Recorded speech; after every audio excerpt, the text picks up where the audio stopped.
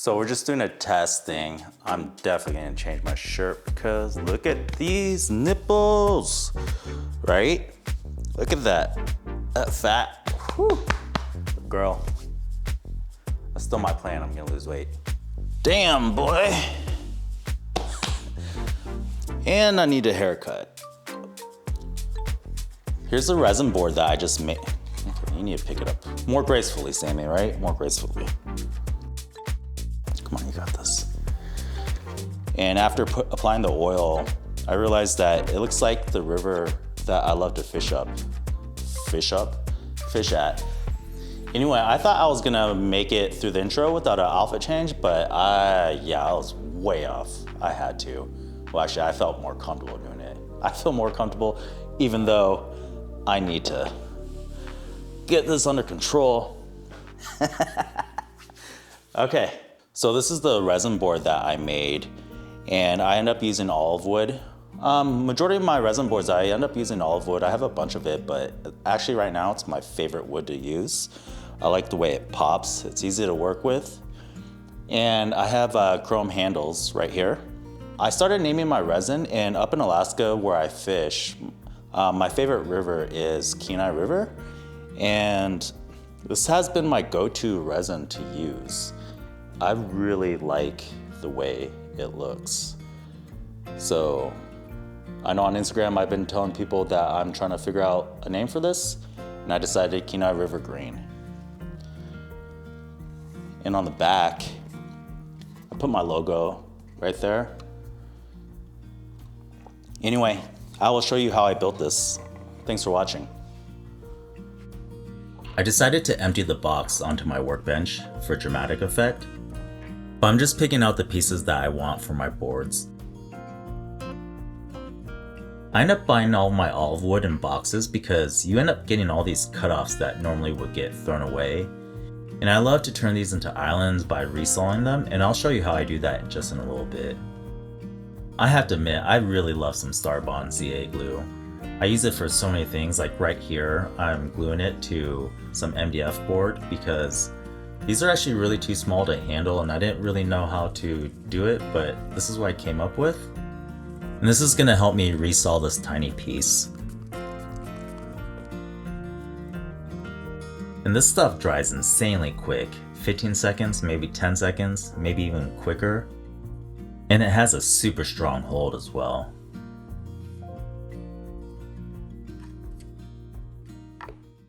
And as you can see right here, like, I don't know how you would do this normally. I know definitely like last year, I would have no idea how to do this, at least safely. And before I go any further, I like to clean the edges because it actually has a lot of dust and dirt on it. And honestly, I have no idea what this thing's called. I think they're itty bitty car wash squeegees or something. I don't know, but they work really well. And it's about, I think these are 120 grit.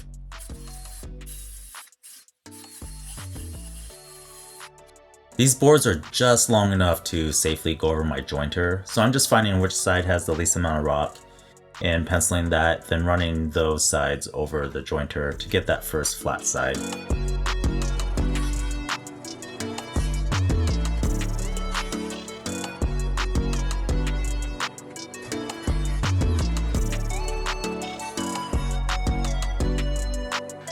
And these pieces were way too short to send through my planer to flatten the other side. So I just had to run them through my drum sander, and it took a long time, but it worked. And I'm just trimming off the ends on this board right here to clean it up a little bit. I wanted to give this board some character, so I didn't want to cut them in symmetrically, so I just kind of eyeballed it and just cut at an angle.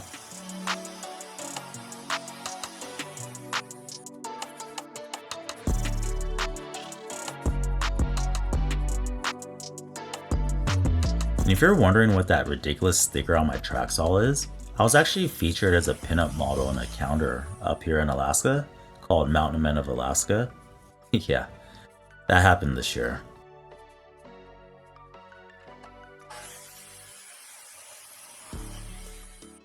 One important thing that you need to do when you do any kind of resin pour is that you want to make sure that the surface or your mold is level, because if not, you'll get a lot of overflow and a lot of waste.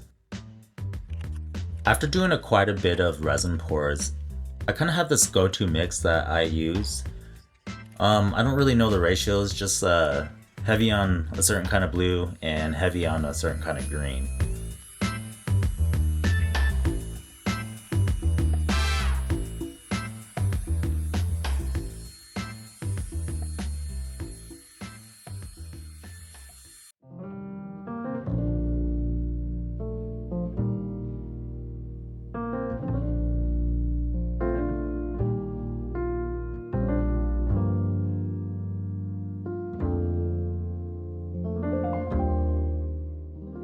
If you want to try this out, you have to use the right resin.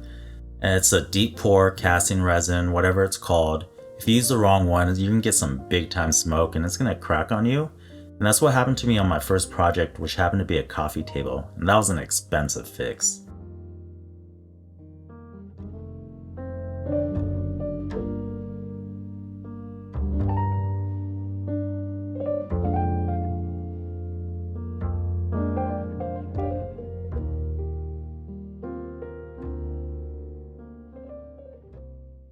So I like to add flair to my resin. So after about a day or so, when the resin's pretty thick, I take a popsicle stick and make swirls or any kind of design that your heart desires. And that's the trick, you have to wait for it to get really thick.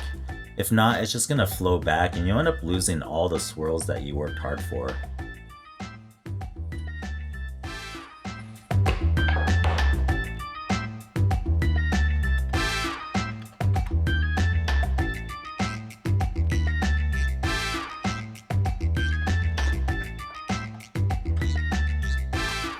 I'm surfacing the top to almost flat because despite the helical head in my planer, it still leaves knife marks. So the drum sander will clean that up and smooth it out. I like to cut one side completely straight, that way I can reference that to cut the other sides to final length and width at my table saw. In order to get really accurate cuts, apparently you have to wear a tank top. Then you go question yourself, why are you even doing that? I'm telling you, this Starbond stuff is so awesome. This time I'm using it to fill in all those tiny holes that got exposed during the planer and drum sander. And the spray is the accelerator, which allows it to dry so quickly.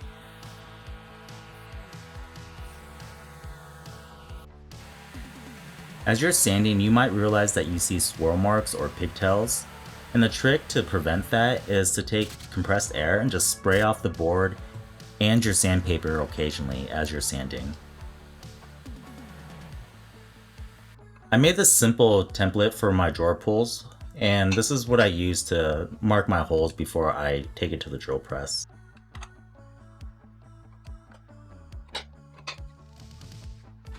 And if you want to make boards like this or any kind of board with handles and you want to use this technique, just make sure you use the Forstner bit first before you use the drill bit.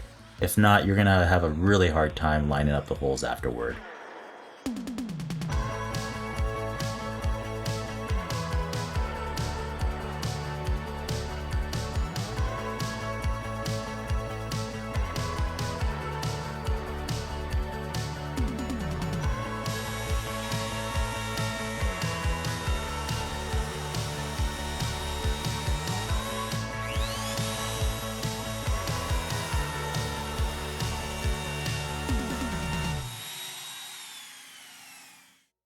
And for whatever reason, I really wanted to just show you that I was using 180 grit.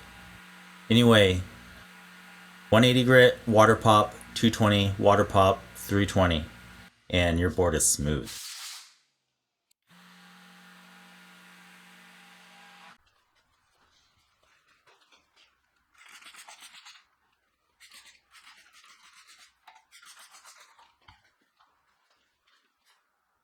Whoa, where am I going, Sammy?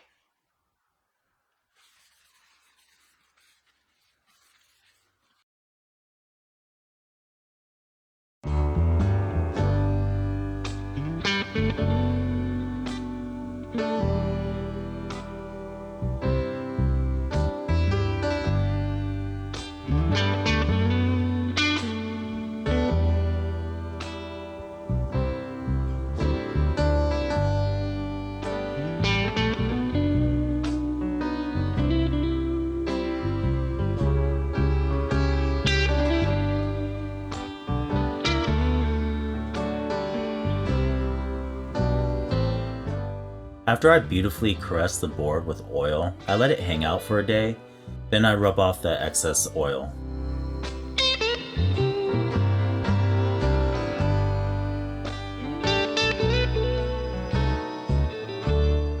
And after the board's dry, I apply a wood conditioner to it, and I just do the same thing as the oiling. I just let it chill for a day, and I come back and buff off any excess.